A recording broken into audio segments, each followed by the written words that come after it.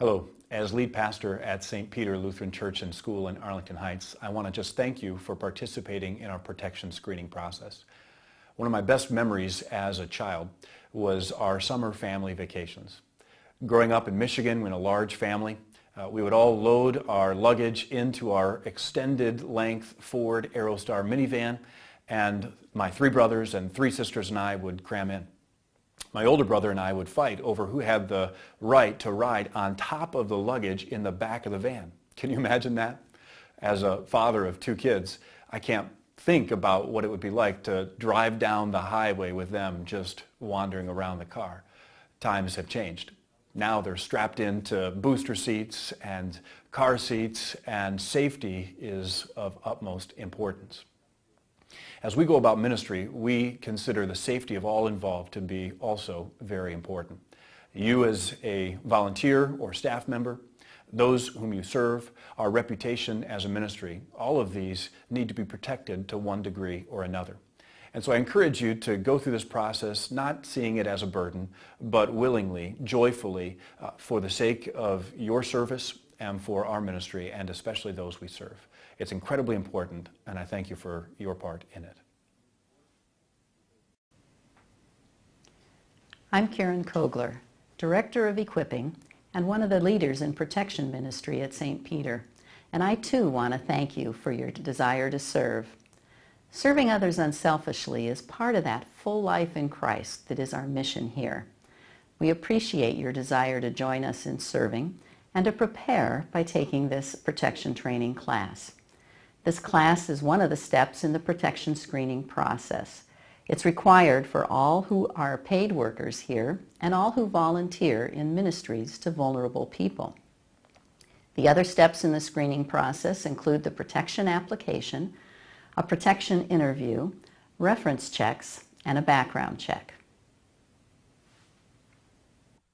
Through this class, we want to help you appreciate who we're working to protect. We want to develop a common way of thinking about protecting others as well as ourselves, and we want to explain our protection policies.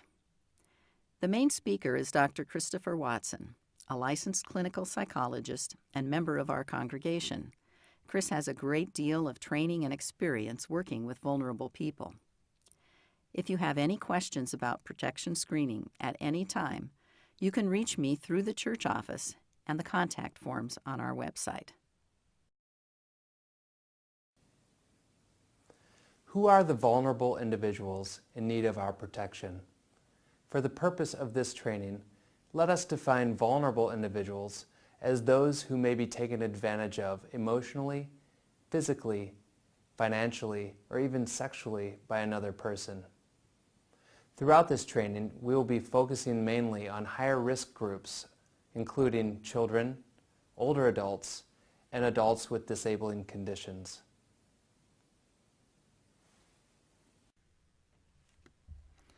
Children are vulnerable.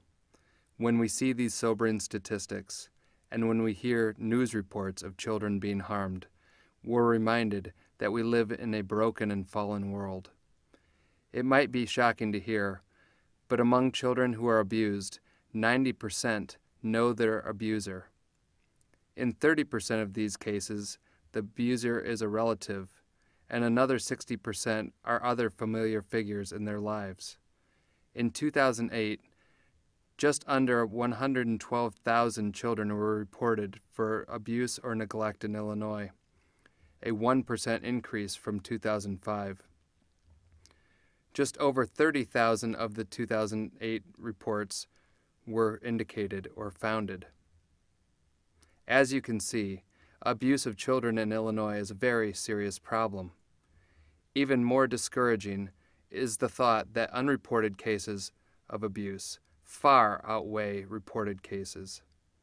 Some might wonder why we are focused on doing this training in the church. Why get involved in reporting when there are so many others who see the children as well?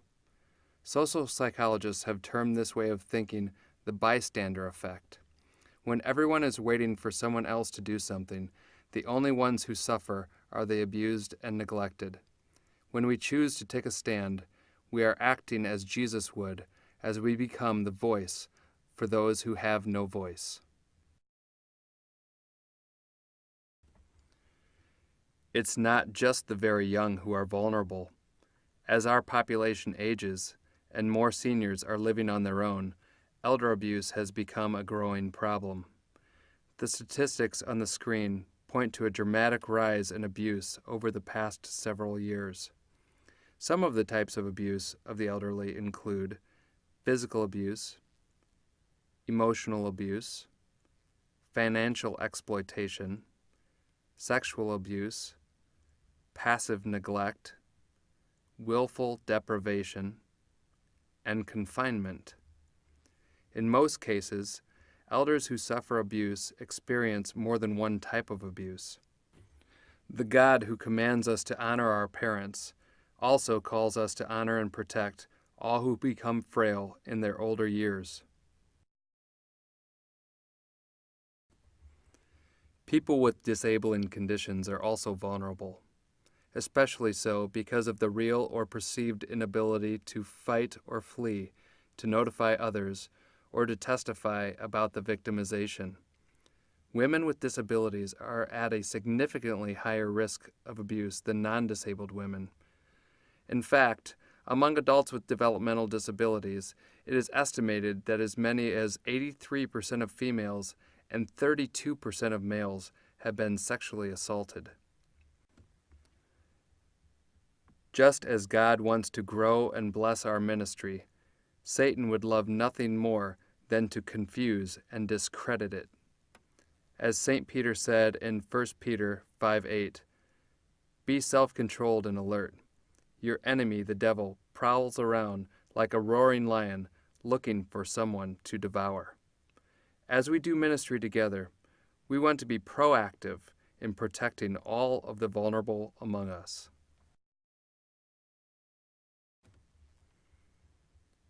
Let's look at the types of abuse and the signs of each type. Sexual abuse is one type. Sexual abuse may include a child being touched in a sexual manner, being forced to touch someone else in a sexual manner, or being exposed to sexual material that is beyond their developmental level. Some possible signs of sexual abuse in children are listed on this slide.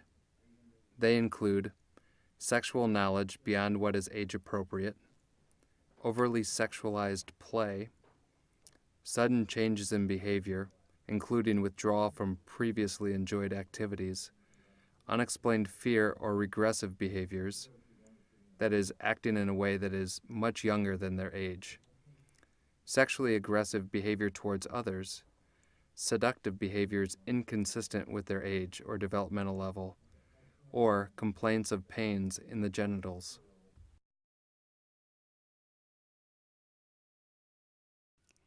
As we become more aware of abuse, we become more careful in our behavior around children. We might also become fearful, perhaps thinking we must never touch a child at all under any circumstances. But there are appropriate ways of giving affirmation by touching. Gentle pats on the back or shoulder or high fives are generally okay. A hug with a young child is okay if the hug is initiated by the child. But also be aware that families differ in how they express physical touch, so what is okay for one child might be uncomfortable for another. If you have questions about appropriate behavior in your ministry, talk to your ministry leader or to a pastor or to one of our protection ministry leaders.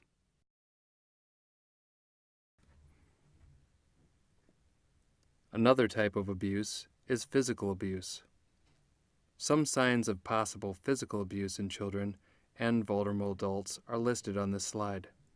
They include unexplained marks on the body, like cuts, bruises, welts, burns, black eyes, fractures, or dislocations.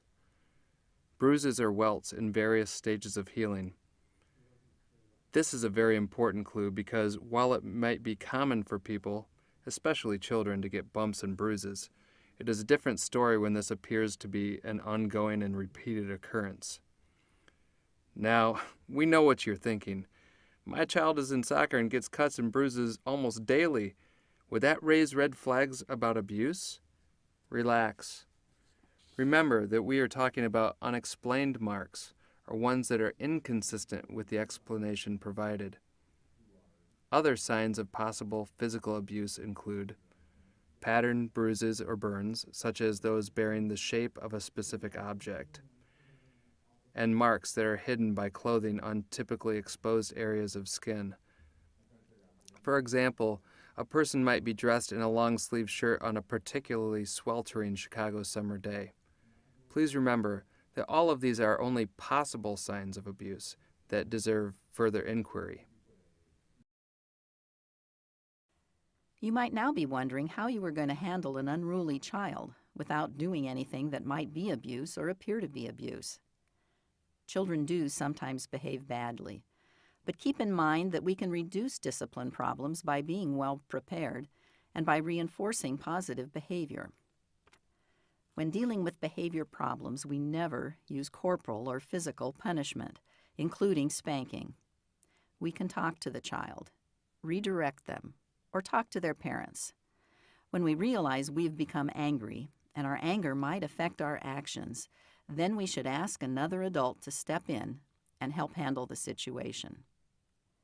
The only time physical contact is permitted in a discipline situation is when the child is in imminent danger of harming themselves or others, and then we use only the minimum necessary amount of contact.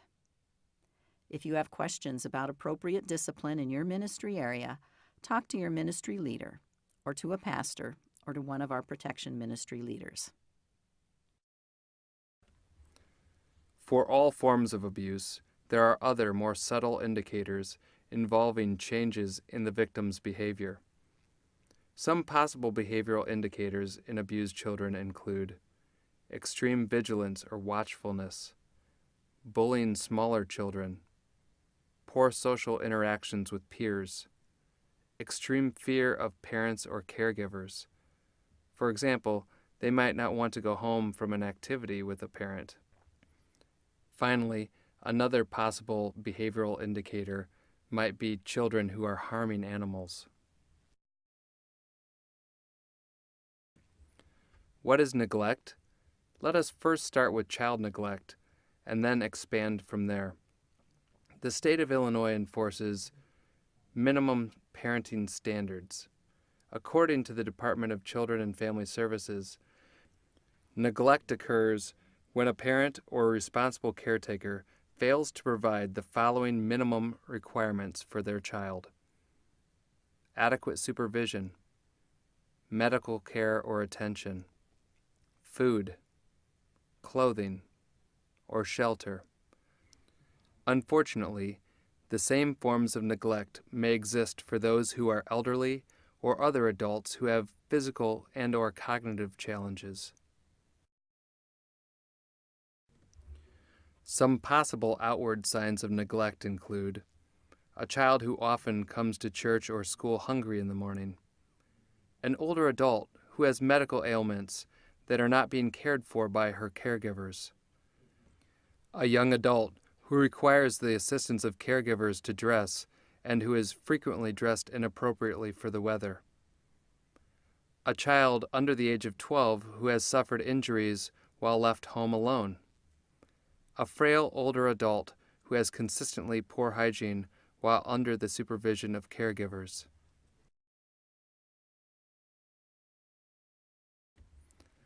So now that you know a little bit more about how to spot abuse and neglect, let's shift our focus to how to properly respond should one of these situations arise. Some people watching this are mandated reporters who are required by law to make a report to the Illinois Department of Children and Family Services if they notice signs of abuse in a child. Day school teachers are mandated reporters, and so are all school and church personnel who have contact with children under 18. If you are a mandated reporter, your work supervisor has already made you aware of that and made sure that you are trained according to St. Peter's protection policies. If you have any doubt about whether or not you are a mandated reporter, please talk to your supervisor. Volunteers are not mandated reporters. People who are mandated reporters in their profession are not mandated reporters when volunteering because they are not acting in a professional capacity. And the law does not provide clear guidelines regarding mandated reporting when signs of abuse are noticed in seniors or adults with developmental disabilities. Because we care about all the people God created, especially the vulnerable, we encourage everyone to speak up for and protect the vulnerable, even when they are not mandated by law to do so. Any volunteer, any person, can and should report suspected abuse. Most of us are very uncomfortable at the thought of making an allegation of abuse or neglect. We worry that we might be mistaken and that the family might get into trouble. We worry that we would be seen as intrusive. We worry about the family withdrawing from the school or church. We worry about legal action being taken against us for reporting. Let us address the latter concern first. Under the Elder Abuse and Neglect Act, as well as the Child Abuse and Neglect Act, people who in good faith report suspected abuse or cooperate with an investigation are immune from criminal or civil liability or professional disciplinary action. This is crucial because the law was written so that vulnerable people could be protected freely and without fear of repercussion. The other concerns are legitimate concerns, but they must take lower priority to the safety and welfare of the vulnerable people we serve. You report because they cannot.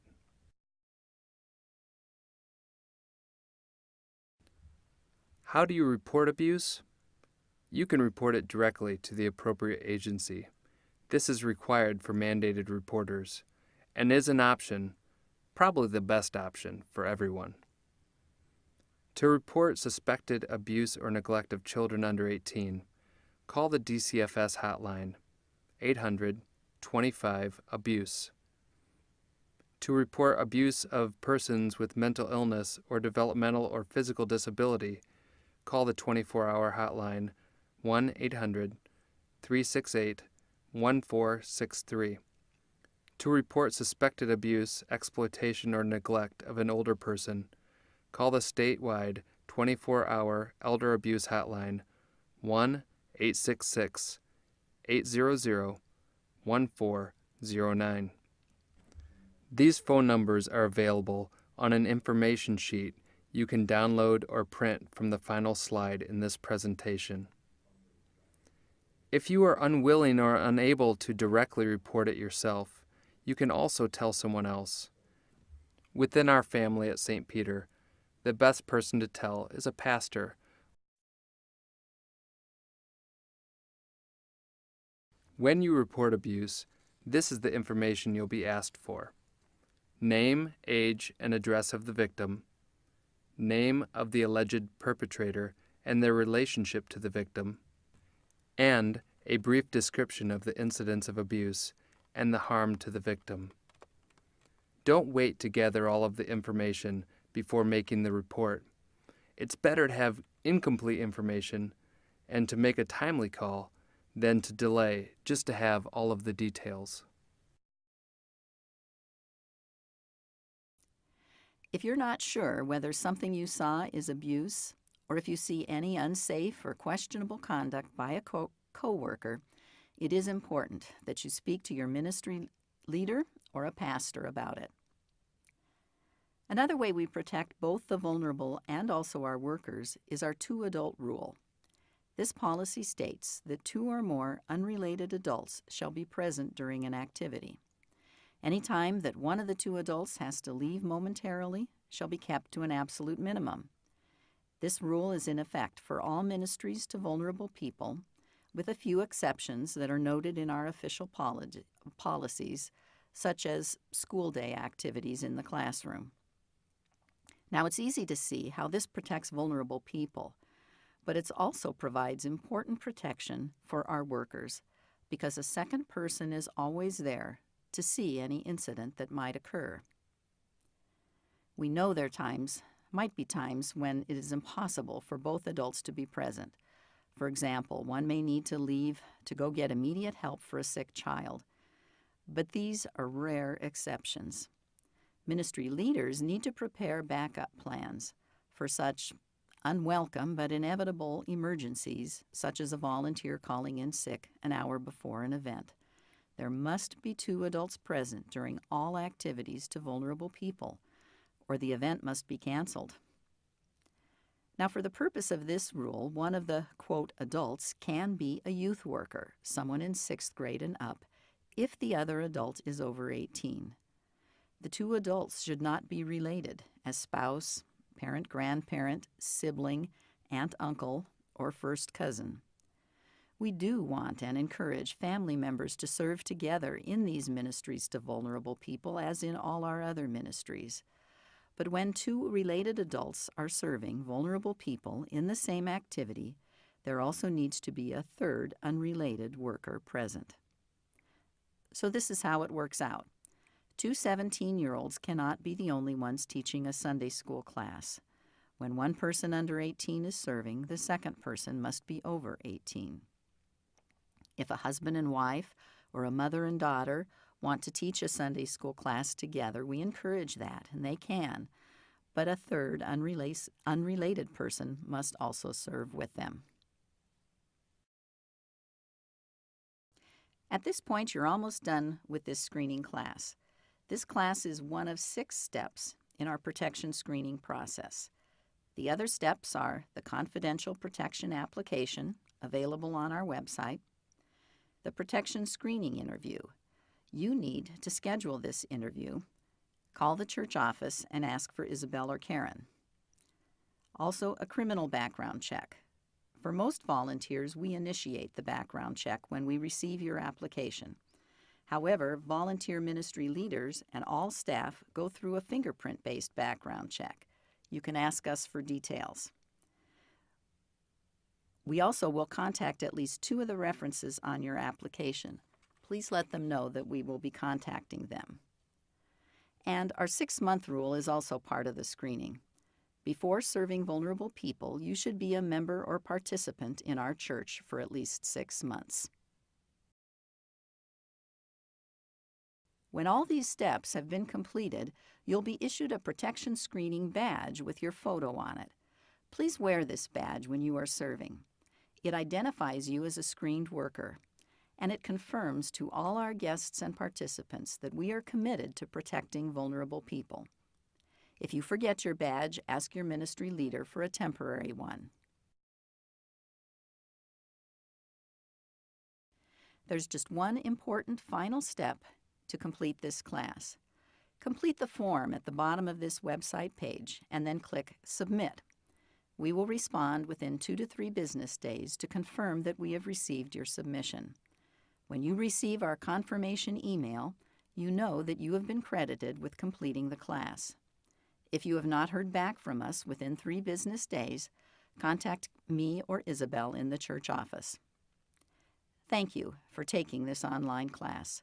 We appreciate your participation in our protection screening process, and we especially appreciate your desire to serve in ministry with us. God bless your ministry to the most vulnerable of His people. May your service be as much a blessing to you as it will be to them.